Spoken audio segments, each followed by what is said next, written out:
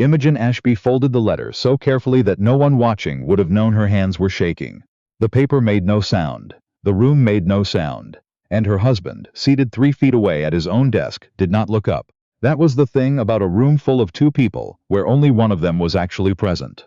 The silence had a particular quality to it. Not peaceful, not companionable. The silence of a house where one person had long ago stopped expecting to be heard. Imogen set the letter on the corner of her writing table, and smoothed it once with 2 fingers and went back to the household ledger. Dr. Emmett Ashby, her husband of 9 years, continued reading his journal from the Royal Society, turning pages with the deliberate focus of a man who had arranged his life to contain very few interruptions. Outside the window of their Philadelphia townhouse, November was making its feelings known about the season. The chestnuts were bare. The street below carried the sound of carriage wheels on cold stone. Imogen turned a page in the ledger, and noted the delivery of coal, and the repair of the kitchen pipes, and the payment she had arranged to the seamstress, who had mended the dining-room drapes so precisely that Emmett had complimented the drapes to their guests at dinner last Thursday, without ever registering that they had needed mending. She noted all of it. She always did. She had married Emmett Ashby at 23. He had been 34, already established, already respected, already the kind of man that Philadelphia's better households pointed to as an example of what a physician could be when ambition met discipline. Her father had considered it a considerable match. Her mother had wept with something that looked very much like relief. Emmett had not been unkind. He was not unkind now. That fact had always been the most complicated part. He simply had not in 9 years noticed her. Not in the way that produced cruelty. Not in the way that produced drama or scenes or the sharp satisfying wound of open conflict. He had not noticed her in the way that water doesn't notice a stone it runs past. Efficient, directionless, wearing the stone down so slowly that neither of them had any particular moment they could point to and say, "There, that was when it happened." The letter on the corner of her table was from the Wickfield Institute for Medical Research. It informed Mrs. Emmett Ashby that her translation of Dr. Heinrich Brauer's 3-volume monograph on pulmonary disease had been received, reviewed, and accepted for publication. It informed her that the work was meticulous, that the translation preserved the scientific precision of the original German text, while rendering it accessible to the English-speaking medical community, and that the editorial board wished to express their gratitude for what they described as a contribution of real significance. They had addressed it to Mrs. Emmett Ashby, because that was the name she had submitted it under. Because 9 years ago she had not yet understood what she was giving away when she let her own name recede behind his. She did not tell Emmett about the letter. She folded it and placed it inside the cover of the German dictionary she kept on the 3rd shelf, the one he had never opened. The dinner party that changed everything happened on the 14th of November. Emmett had planned it for professional reasons, as he planned most social occasions. With the particular efficiency of a man who understood that a physician's reputation was cultivated at the dinner table as much as the examining room. He had invited Dr. Caldwell from Jefferson Medical College, the Harrington family from Rittenhouse Square, and a visiting lecturer from Edinburgh named Dr. Greaves, who was in Philadelphia for 6 weeks, and whose opinion Emmett considered worth securing. Imogen had arranged everything. She had selected the menu with the cook 3 days in advance, having quietly determined that Dr. Caldwell avoided shellfish for health reasons he had never publicly announced, that Mrs. Harrington preferred her wine poured light, and that a man arriving from Scotland in November would likely find a proper standing rib roast more comforting than the fashionable French preparations Emmett sometimes favored. She had rearranged the seating twice after learning that Harrington and Caldwell had been on opposite sides of a hospital board dispute the previous spring. She had placed Dr. Greaves at Emmett's right and Mrs. Harrington at his left, which positioned the 2 most important conversations at the head of the table without anyone feeling strategically arranged. It had gone well. It always went well. The moment arrived during the 2nd course. Dr. Greaves, who had been discussing the translation problem in European medical literature, the difficulty of rendering precise German scientific terminology into English without losing either accuracy or readability, turned to Emmett with the genuine curiosity of a man raising a topic that interested him and said that he had in fact recently read the Brauer monograph translation and found it unusually accomplished for this kind of work. Emmett said he was glad to hear it. Dr. Greaves said that whoever had done it had a rare combination of medical knowledge and linguistic precision. He asked if Emmett knew anything of the translator, And Emmett said, pleasantly, without a flicker of hesitation, "I believe it was handled by someone at the Institute. A specialist of some kind." The table moved on. Dr. Caldwell made a remark. Mrs. Harrington reached for her wine. The conversation found its next current and flowed. Imogen sat at the foot of the table and kept her face entirely still. She had translated that monograph over 14 months. She had taught herself the specific German vocabulary of pulmonary pathology from 3 different reference texts, 2 of which she had requested through the Athenaeum lending service, because the relevant editions were not held by the public library. She had written to Dr. Brauer himself in Frankfurt to clarify a passage in the 2nd volume that contained what she believed was an error in the original. She had been correct, and Dr. Brauer had written back to say so and to express his appreciation in terms that had made her sit quietly in this same chair for several minutes before she could continue. She had done all of it at this desk, in this house, during the hours when Emmett was at the hospital, or in his study, or attending the kinds of professional meetings that appeared in his calendar under initials she had never asked about. He had known about the project. She had mentioned it when she began. He had said that sounded like useful work for her to occupy herself with. He had not asked about it again. A specialist of some kind. She smiled at something Mrs. Harrington said. She redirected the conversation when Dr. Caldwell's second glass of wine brought him closer than was comfortable to the subject of the hospital board. She ensured that Emmett's anecdote about the Edinburgh conference received the right responses from the right people at the right moment. She did all of it with the automatic competence of a woman who had been running a very complicated operation for 9 years and had simply stopped expecting recognition as part of the arrangement. When the guests had gone and the house was quiet, Emmett said the evening had gone well. Imogen said it had. He said Greaves seemed inclined to be cooperative about the research exchange program. She said she was glad he went upstairs. She stood in the front hallway for a moment after the door to his study had closed, her hand resting on the newel post, the house settling around her into its nighttime sounds. Then she went to check on the kitchen and thank Mrs. Pruitt, who had managed the cooking with her usual exactness, and who received the thanks with the quiet acknowledgement of a woman who had worked in this house long enough to understand that Imogen Ashby was the only person in it who regularly offered it. She lay awake that night for a long time. She was not weeping. She was not furious. She was doing something quieter and more irreversible. She was thinking clearly about the last 9 years for the first time without the softening story she had always reached for.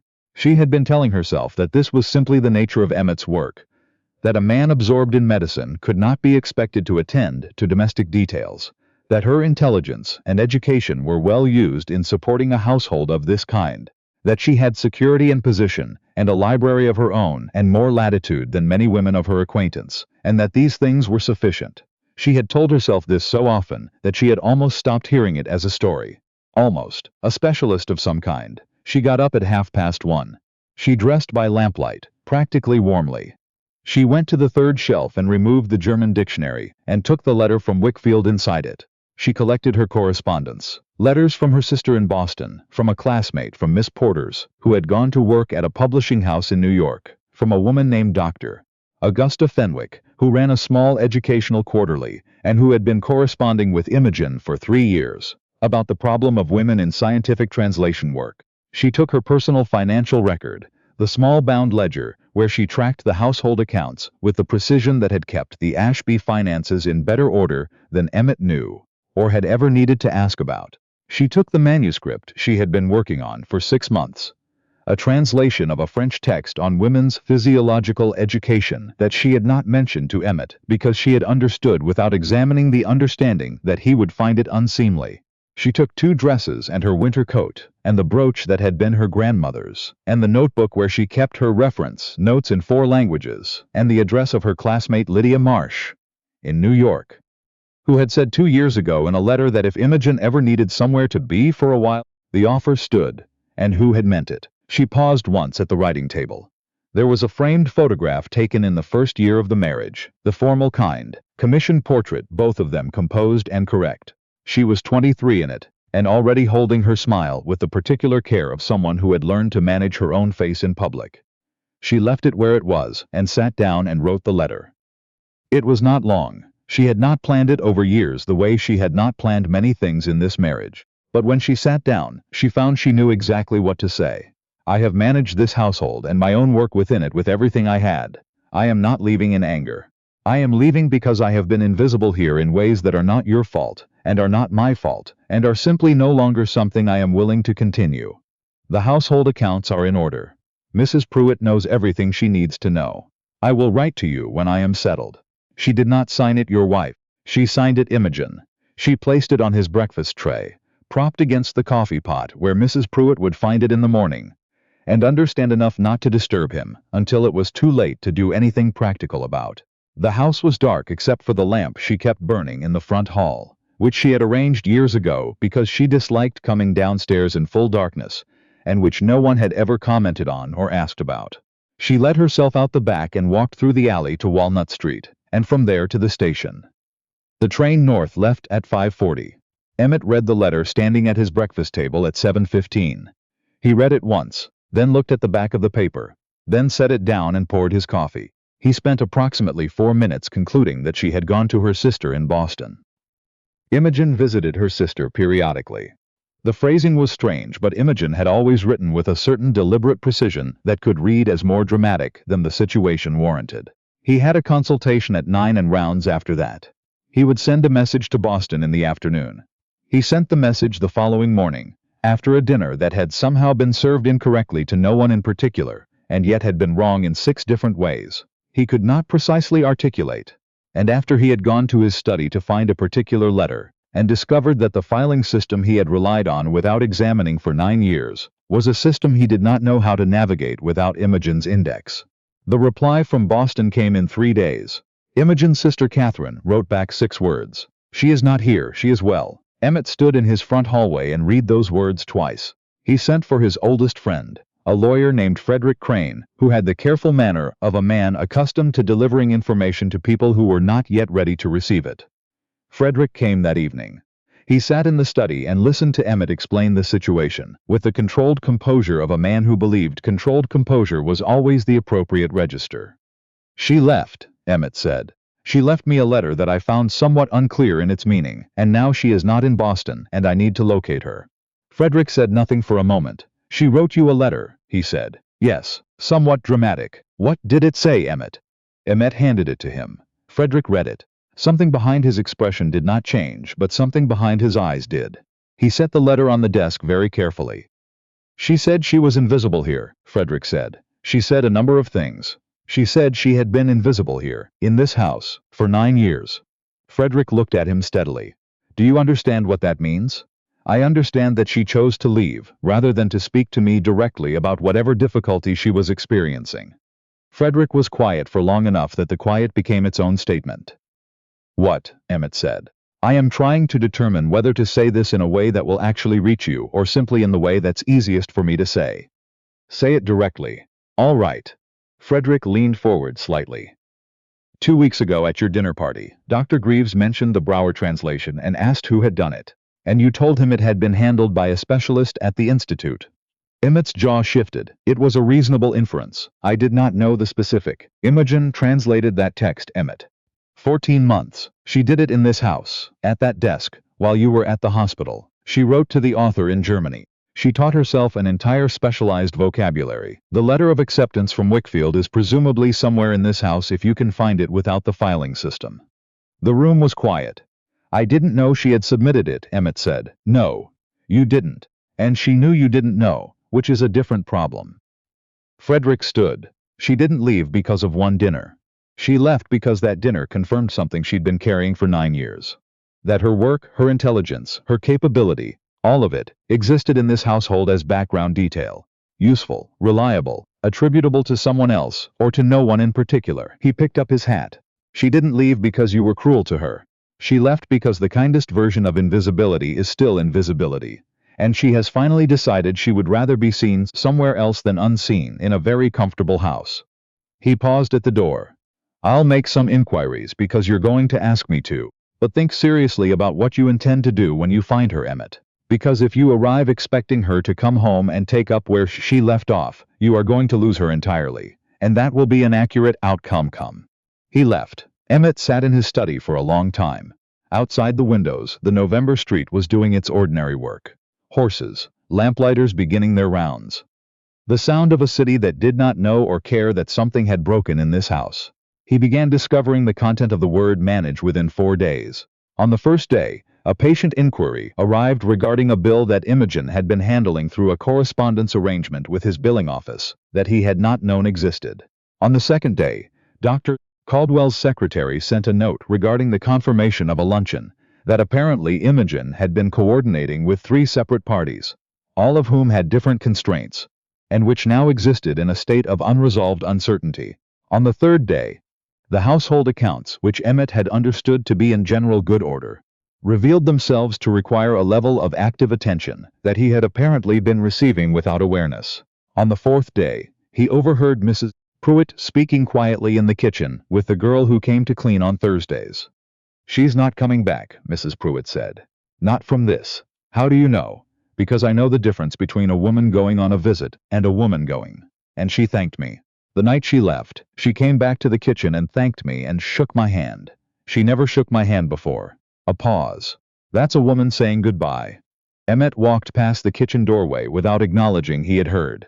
He went to his study and sat with the household ledger she had left behind, every entry in her precise clear hand, cross-referenced and annotated with the thoroughness of a woman who had built a system designed to function without her. She had prepared for this. Not in a night. The preparation had the texture of months, possibly longer. That was the thing he had not expected. Not the leaving. The readiness. Frederick came back on the 19th day with information he offered only after asking what Emmett intended to do with it. "I intend to bring her home," Emmett said. "You can't bring Imogen anywhere," Frederick said, and said it without particular emotion, as a statement of simple fact. "You ask. The answer may be no. You need to be prepared for that before I tell you anything."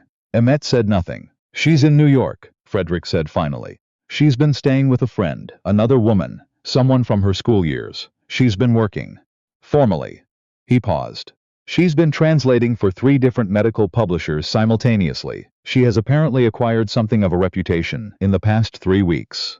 Emmett looked at him. "She's good, Emmett. She has always been good. You simply did not know the full extent of it because it was happening in the 3rd-floor study of your own house while you were at the hospital." Something in the room shifted.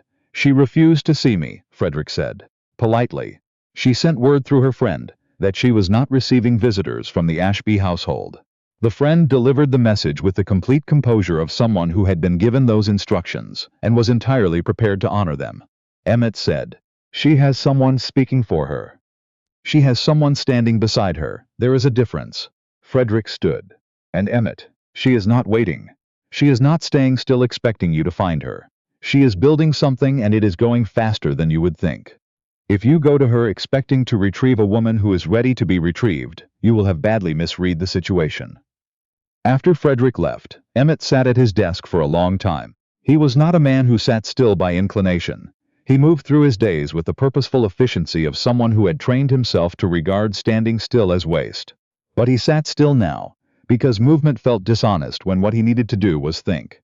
He thought about Imogen, not about how to manage the situation, not about the professional inconvenience or the social questions that were already beginning to appear in the careful inquiries of colleagues whose wives had asked their husbands to ask Emmett, discreetly, whether everything was all right. He thought about Imogen, the actual woman, the way she had once, early in the marriage, read 3 of his research papers over a single weekend and returned them to his desk with a single handwritten page of notes that had contained 2 observations he had genuinely not considered, and 1 question that had redirected his thinking, on a point he had believed was settled. He had thanked her for the notes and incorporated them into the paper, and had not, he now understood, ever told her that the question had been the most useful one. The way she moved through a room differently than other women moved through rooms, not performing, not managing anyone's impression, simply knowing where she was and why and what was needed, and conducting herself accordingly. He had always found it soothing, that quality. He had never, he now understood, told her that he found it anything. The way she looked at him sometimes briefly, across a dinner table, or from the doorway of his study, with an expression he had always registered as vaguely troubled and had attributed to household concerns. He understood now with a kind of cold clarity that the expression had not been trouble, it had been loneliness. He had looked at a woman who was lonely for him specifically for him while sitting 3 feet away, and he had moved on to the next thing. He went to New York on a Thursday. He arrived at the address Frederick had provided and knocked, and a woman he did not know opened the door, regarded him with the frank assessment of someone who had been given a description and was verifying its accuracy, and told him that Imogen was not receiving visitors from the Ashby household. He asked if she would tell Imogen he was there. "She knows you're here," the woman said. "She asked me to give you this." The note contained 2 sentences. "I am well, I am not ready to speak with you, and I ask that you respect that." He stood on that doorstep, holding those 2 sentences, and understood with a force that nothing in his professional or civic life had ever produced in him, that he had absolutely no leverage here.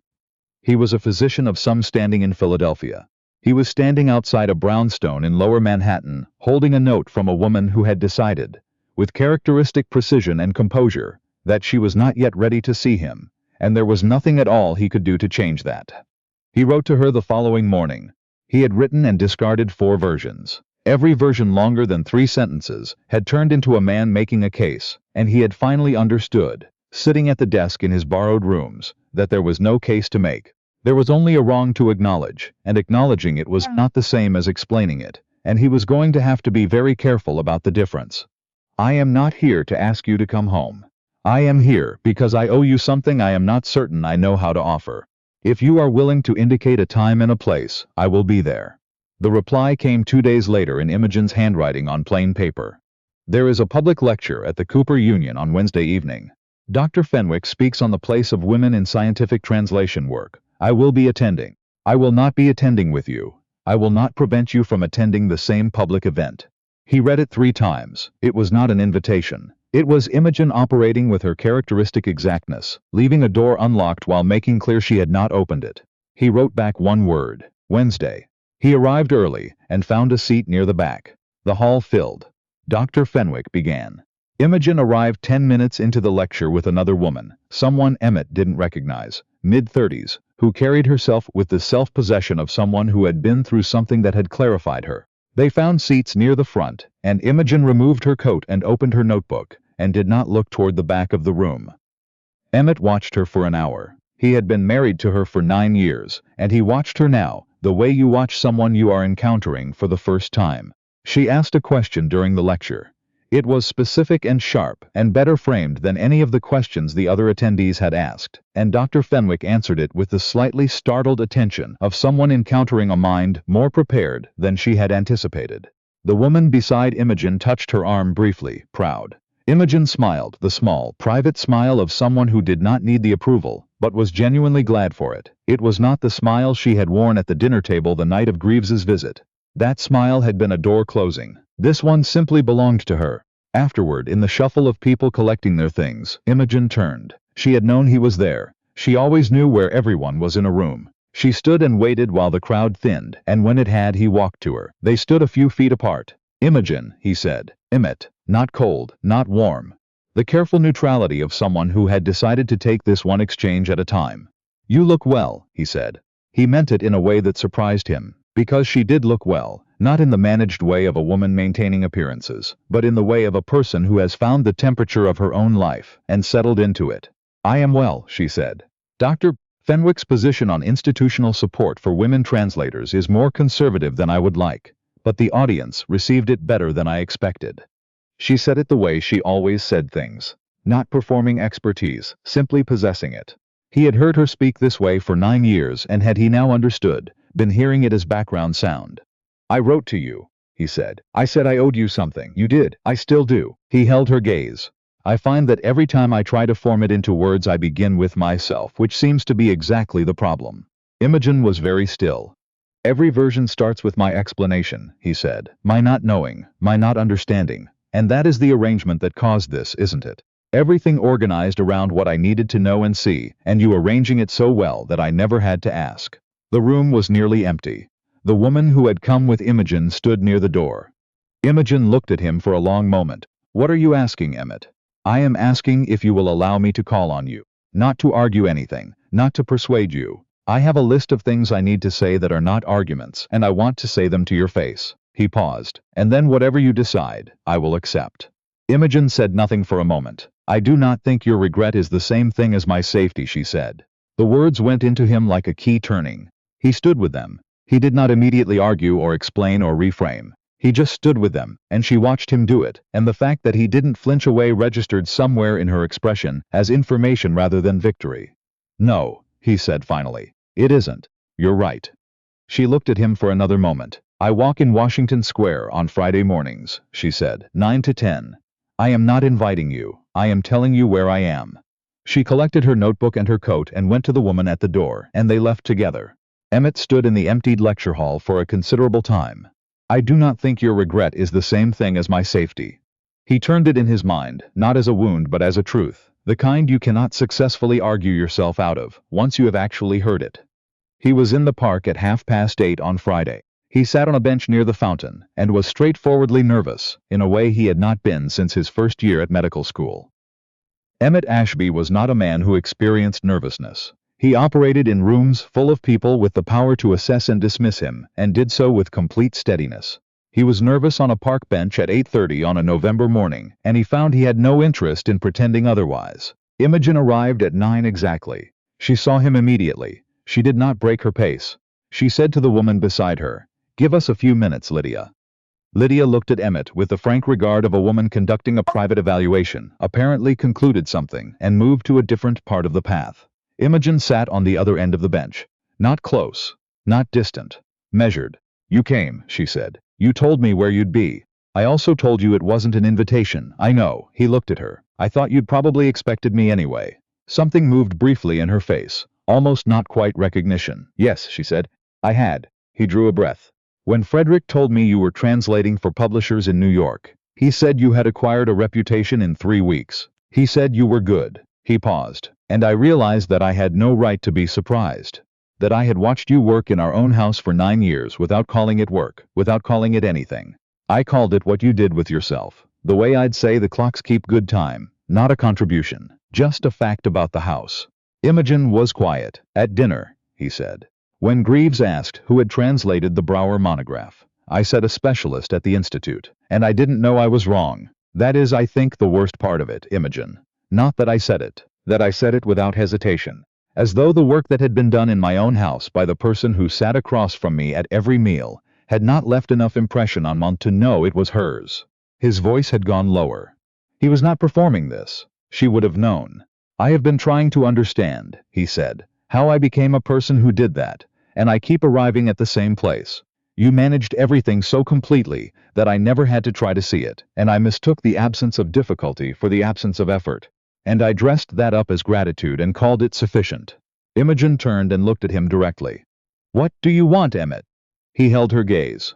"I want to know you the way I should have wanted to know you 9 years ago, the way any person deserves to be known by the person they live beside." He paused. "Not as the woman who runs things, just as you. That's not the same as wanting me back." "No," he said, "it isn't. I'm not asking you back. I know I have no right to that. I'm asking whether there is a version of things, any version, in which I am allowed to understand what I failed to understand while there was still time to use it." Imogen was quiet for a long moment. "I need you to understand something," she said. "I am not coming back to what we were. That arrangement, where I exist as the well-functioning background of your professional life, where my work is useful and invisible and attributed to no one in particular. I am not going back to that for any reason. I understand. I have work here that matters. Lydia is helping me establish a formal arrangement with 2 of the publishers. Dr. Fenwick wants to bring me onto the Quarterly as an associate editor. I am being seen here, Emmett, in ways that are ordinary to most people and that I had stopped believing were available to me." She looked at him steadily. "I am a person, not a function, not a well-managed household. A person with a mind that has work to do in the world, and a name that deserves to be on it." "It always did," he said. "You didn't know that." No, he did not look away. "I didn't. And I am sitting here understanding that there is nothing I can say that changes 9 years, and that you would be a fool to take my word for anything about who I am now given who I was then. And you are not a fool." Imogen studied his face with the attention of a woman who had always been better at reading people than people had been at reading her. "Come back Tuesday," she said. He blinked. "You said Friday mornings. I'm changing the terms." She stood, smoothed her coat. "I want to see you twice a week.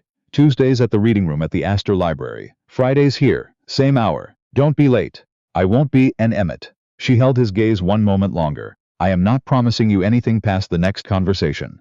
I need that to be clear." "It is, but I am." She paused. chose the words with her characteristic care. No longer assuming the worst of what you might become. I want you to understand what it costs to get there. He stood. I understand, he said. I won't waste it. She called to Lydia, who came forward with the expression of a woman who had been watching from a distance, and had formed detailed opinions she intended to share in full over dinner. Emmett stood in the park and did not move for a long time. Not because he was uncertain, because stillness felt, for the first time he could remember, like the right response to something. Like the right way to hold something carefully enough not to break it again. He came back Tuesday and Friday, and the Tuesday after that. They sat across a small table in the reading room, and talked the way two people talk when they have decided that honesty is the only language worth attempting. He told her things he had not told anyone. That he had been afraid in the early years of the marriage, that she was more capable than him in certain ways, and that he had managed this fear by simply not looking at it directly, which had not been management but avoidance. That his father had run his household the way a general runs a campaign, efficiently, at a remove, and that Emmett had absorbed this as a template without ever examining it as a choice. He said all of it not as explanation, but as the thinking of a man who had finally been forced to do it. She listened. She did not offer him absolution. She offered him something she had never been offered in 9 years. Her full, unguarded attention and the honest response of someone genuinely in the room. You could have told me about your father, she said one Tuesday. I know that now. You couldn't then, no. I thought that a man who spoke about his uncertainties to his wife had failed some standard I had inherited without being given a choice in the matter. He paused. I see how that sounds. It sounds like how those things get passed down, she said. No one writes them in a letter. You simply absorb the rules of the household you grew up in, until something forces you to question them. He looked at her. What forced you? She was quiet for a moment. The letter from Wickfield, she said. I had been waiting for the right moment to tell you about it for 3 weeks. And then Greaves asked the question, and you answered it, and I sat at the foot of that table, and I understood that there was no right moment, that I had been waiting for a right moment for 9 years, that the moment was always going to be subordinated to whatever the room needed from me next. She held his gaze. And I thought, if I stay past tonight, I will wait another 9 years, and the 9 years after that, she exhaled. I was not willing. He sat with that. I'm glad you weren't, he said finally. She looked at him. What? I'm glad you left. I would not be sitting here if you hadn't.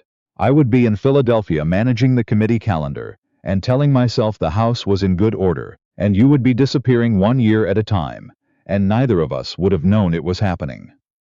He looked at her directly. You leaving was the only thing that made me capable of being in this room. Imogen was quiet. Something in her face released, not dramatically, the way ice releases in early spring, not breaking but shifting. That, she said, is the most honest thing you have ever said to me. I have some ground to make up. And Imogen Ashby laughed. Not the careful social laugh of a dinner party, the real one, brief and caught off guard, surprised out of her by something she hadn't expected. She covered her mouth briefly with 2 fingers, and then let it go. And Emmett watched it happen with the expression of a man who has just found something he thought was gone, sitting 3 feet away. Frederick Crane arrived at Lydia's door on a December afternoon, and sat in the front room with coffee, and told Imogen that Emmett had done 2 things she did not know about. He had established a formal financial settlement in her name. 2 lawyers, a judge, completely binding, independent of the marriage. If she chose never to return, she had legal financial security. If she chose to return, it remained hers and his alone. He did not control it. And he had, 6 weeks before any of their recent conversations, before the Astor Library, before the park, gone to the editorial board at Wickfield, and made a formal request that a future correspondence regarding the Brouwer translation be directed to the translator by her own name, Imogen Ashby, and not to the household. He had submitted a written statement clarifying the attribution, and had asked that it be noted in the publication record. He had not told her either of these things. He said, Frederick told her carefully, that he couldn't tell you, that if he told you, it would become about him. And it wasn't about him. It was about correcting what should never have been wrong in the first place. Imogen stood and walked to the window. She stayed there long enough that Frederick did not speak, because he knew her well enough to understand that she needed the silence. When she turned back, her eyes were bright with something more complex than tears. He did both of those things before he came to New York, she said slowly. Before the lecture, before the park, before any of it. Yes, he wasn't holding them. He wasn't saving them. No, she pressed her hand briefly to her sternum. Frederick, is he different, genuinely? Frederick considered this for a long moment, with the care of a man who understood exactly how much the answer mattered. I think, he said carefully, that he has understood something he cannot ununderstand. Whether understanding changes a man permanently, I can't promise you that. I don't think anyone can. He leaned forward slightly. What I can tell you is that the Emmett who sat in that study and asked me what he should do sounded nothing like the Emmett who sat in that same study 3 months ago telling me you were making a point and would be home by Friday. He paused. Something came apart in him. I believe it's real. I can't guarantee it stays open. Imogen nodded. That's an honest answer, she said. You asked for one. You're one of the only people who gives them. She sent a note to Emmett that evening. Come to dinner Sunday, 6 o'clock, bring nothing. He arrived at 10 to 6. Lydia let him in with the expression of a woman who had cooked specifically for this occasion, and intended it to be understood that she had done so with conditions attached and would be paying attention. The table was small. 3 places set. When he sat down and noted the third without comment, without comparison, without any reference to dining tables he had known, Imogen caught Lydia's eye and Lydia raised one eyebrow, and they conducted an entire conversation without speaking. The dinner was good. Conversation moved from Imogen's work, the Fenwick Quarterly and its prospects, to a story about a patient that Emmett told with the self-deprecating accuracy of a man who had recently had some practice at examining his own mistakes. Lydia laughed genuinely. Imogen added a detail to the story that Emmett hadn't known. He looked at her. How did you know that? I know most things, Emmett, she said. I always have, and the table laughed. Afterward, Lydia excused herself with the decisive tactfulness of a woman who knew exactly when a room needed to be smaller. Emmett and Imogen sat across the small table with the last of the coffee. I know about the settlement, she said. And the attribution letter to Wickfield. He went still, Frederick told me. He nodded slowly. You did it the right way, she said. You did it the way I would have done it. The way I did do it, for 9 years, for you, without being asked and without expecting you to know. Her voice held steady. And you did it without telling me, without waiting to use it, without turning it into a transaction. She looked at him across the small table. Do you understand how long I waited for someone to do that for me? Not even for me, for the work. Just to make sure it was correctly attributed, correctly seen, not because it would benefit anyone else but simply because it was right. He was quiet for a long moment. You told me, he said finally. That's enough. She held his gaze. I am not coming back to Philadelphia, she said. I am keeping this arrangement here. I will keep my work and my name in these circles and my independence. I am Imogen Ashby in my own right.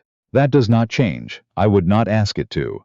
If you come into my life, she said, you come into my life. You sit through lectures at the Cooper Union. You meet the women at my supper table. You understand that my opinion carries weight, and you treat it that way in public, in rooms where people are watching and will remember. Yes, he said, simply. And if you slip, she said. If I look across any table we share and see that expression, the one where the person in front of you has stopped being a person and started being the most useful presence in the room, I will tell you directly, and I will expect you to hear it. I'll hear it. I won't disappear again, she said.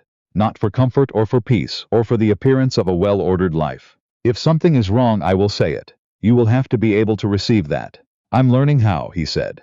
I intend to keep learning. She studied him. Then she said, there is a lecture at the Cooper Union next Thursday. Dr. Fenwick is speaking on the publication rights of women in scientific work. I intend to argue publicly with 2 of her conclusions because I think she has been too conservative, and I have the evidence to say so.